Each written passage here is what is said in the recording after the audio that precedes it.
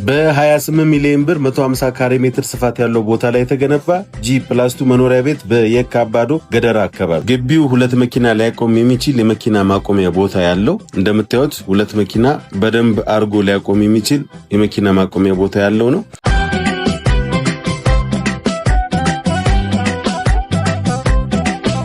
ወደ ውስጥ ስንገባ የምናገኘው ኮሪደር ነው። ከኮሪደሩ በስተግራ በኩል ኪችን ካቢኔት የተገጠመለት አንድ ሰፊ ሳሎን እናገኛለን። እንደምታዩት ጥንቅቅ ተደርጎ ልቅም ተደርጎ የተሰራ ይሄ እዚህ ጋር እንደምታዩት ኦፕን ኪችን የተገጠመለት ነው። ከሳሎኑ ስንወጣ እዚህ ጋር ለእንግዳ ማረፊያ የሚሆን አንድ መኝታ ቤት እናገኛለን። እዚህ ጋር እንደምታዩት ክሎዝድ ኪችን ነው። ኪችን ካቢኔት ተገጥሞለታል።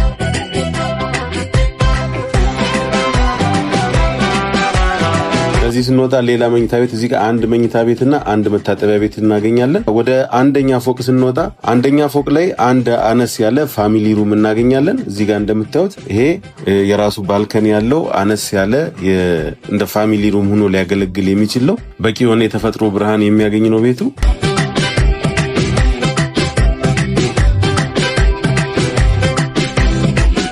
ይሄ እንደምታዩት ማስተር ቤድሩሙ ነው። ማስተር ቤድሩሙ የራሱ ክሎዜት የተገጠመለት ብዙ ነው። የራሱ መታጠቢያ ቤት ያለው ጥንቅቅ ልክም ተደርጎ የተሰራ ቤት ነው ማለት ነው።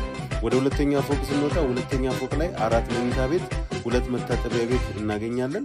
የቤቱ ዋጋ በመግቢያ ላይ እንደጠቀስኩት 28 ሚሊዮን ብር ይባላል። ውስን ድርድር ይኖረዋል። ገዢ የሆናችሁ ብቻ ደውሉልኝ። ቪዲዮውን እስከ መጨረሻ እንድትመለከቱት ጋበዝኳችሁ። ቸር ሰንብቱልኝ። አመሰግናለሁ። ቻው።